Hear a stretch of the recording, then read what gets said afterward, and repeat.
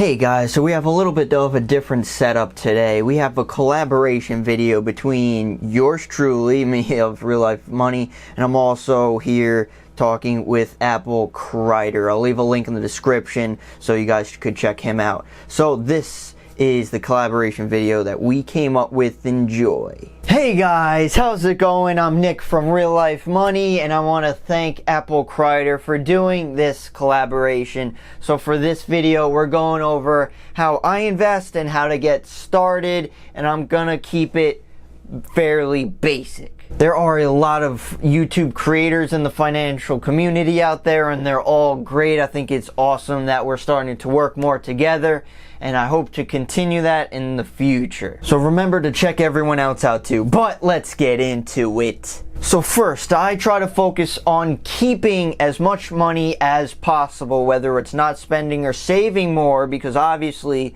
you'll be able to invest more. Simple concept, but very important. I think living on less is actually a much better thing, because usually when you buy more things, it doesn't make you happier.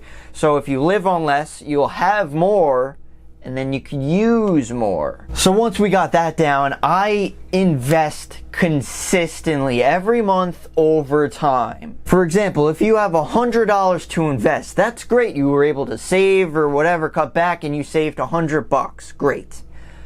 But that means you could also save $100 next month and the month after, so that eventually adds up to hundreds, even thousands of dollars. And you invest that over time. So I'm not necessarily interested of turning $100 into $1,000. Like, that's great and all, but I'm more interested in growing wealth and making millions in the future. So basically, why invest to just create one profit when you can invest over the long term to get huge and consistent profit? Now the next huge thing is just do it. Now don't get me wrong, research is great and everything, and you have to understand what you're investing in, but everyone thinks and analyzes, and it could take months and years and nothing happens, when if you just did it already, you could have been making money since then. Paralysis over the analysis. You could think and do research for the rest of your life, but you will produce zero results because you never did anything. Sometimes the details aren't as important as simple, basic facts. And also, whether you're not interested, don't have the time or patience to get into it, or if you're interested in doing research, there are options out there for you. There are 401ks, there are Roth IRAs for retirement accounts. If you're more into it, you could go into stocks. If you really don't care but still want to grow your money, there are mutual funds and index funds. I would suggest index funds for everyone. It's really what's best for you. So while you're actually doing all this, saving money, investing money, don't listen to your broke friends about money because they're broke. That wouldn't make sense.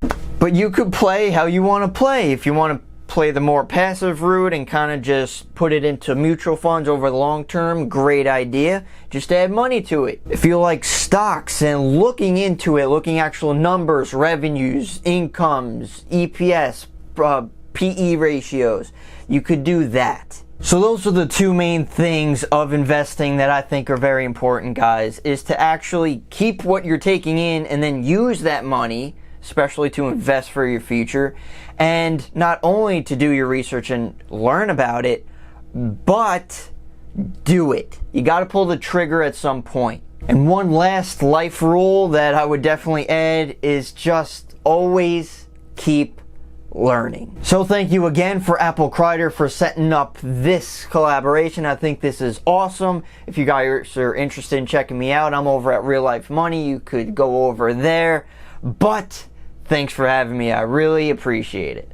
Hey Nick, thank you very much for your time and for contributing to this collaboration. I think it's going to bring a ton of value to our viewers. And just in a quick response to what you were saying, I think that you're totally right in that saving money is so essential. So When it comes to having more money to invest, you really have two options. And you covered saving money, and I'm gonna cover making more money, because those are your two options. You can either save money or you can make more money. So I think it's really key that you covered that, because I definitely make it a huge priority to save as much money as I can.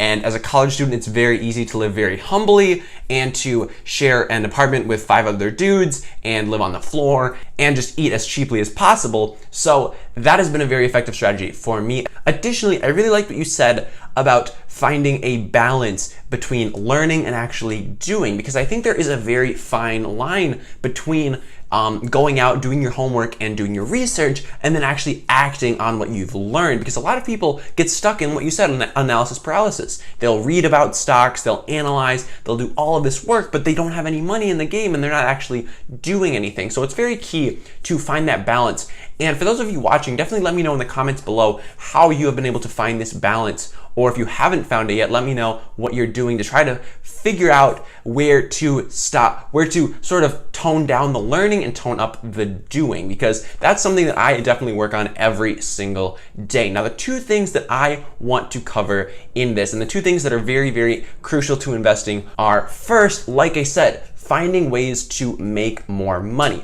So currently I make most of my money from my part-time job, and that is being a server at a local restaurant. And I think working as a server is such a good way to make a ton of money as a young person, because there is no degree requirement, there is very little experience required, and a lot of places will just hire you right off the bat, even if you don't have like any food service experience.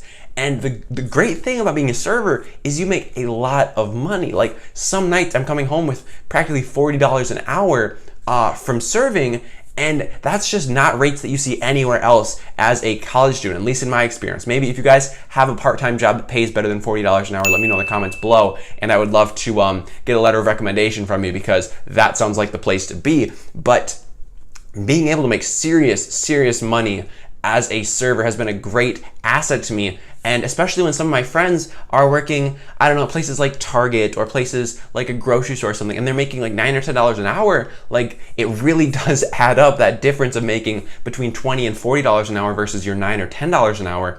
So it's very important to maximize how much money you're making, not only from your part-time job though, because I do have some side streams of income that I do on the side. So sometimes I do delivery driving as a freelancer, and I have some other projects going on that we can get more into in a video on my channel. But it's very important to maximize where your money comes from, not have all your eggs in one basket, and make sure that you have that money coming in so that you can save as much as possible and then invest as much as possible as well. Now, the second thing I want to cover when it comes to investing is essentially my core philosophy with investing. What it all boils down to is something called the KISS philosophy. So KISS. Now, what does that stand for? It's an acronym. It stands for Keep It Simple, Stupid. All right. So it all comes down to just keeping it simple and doing things that I understand. So when I'm looking at an investment to make, the first question that I always ask myself is, do I understand this investment? So whether that be a stock, whether that be a cryptocurrency, whether that be a mutual fund, an index fund, a bond, like the first thing that I'm gonna ask myself is, do I understand this asset? Do I understand this business model? If it's something like a company's stock, do I understand their business model?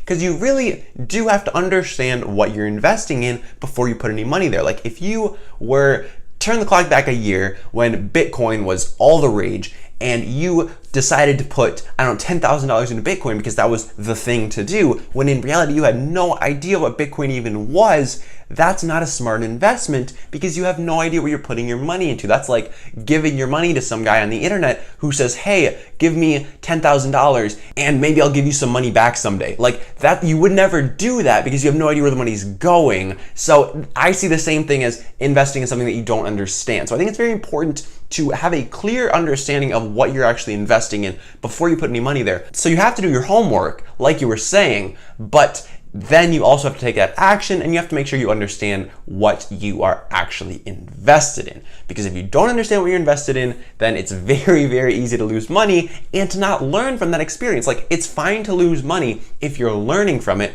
but if you lose money and you didn't learn anything, then that's just a complete waste, in my opinion, because what did you gain from that experience? Absolutely nothing. If you lost money and learned from it because you knew what you were investing in, you knew why it went wrong, you knew what went wrong, then you can learn from that experience. But if you have no idea what happened, then there's really no way for you to effectively learn from that. Guys, let me know what your number one thing you think people should know before they invest in the stock market is down in the description below, because I'm very interested to hear from you guys as well. And if you're on Nick's channel watching this video, be sure to check me out over at Apple Crider. And I make daily personal finance and entrepreneurship related videos for college and high school students. So if that sounds like you, sounds like something you're interested in, consider checking me out and subscribing to my channel as well. Anyways, guys, have a wonderful day. I will see you tomorrow.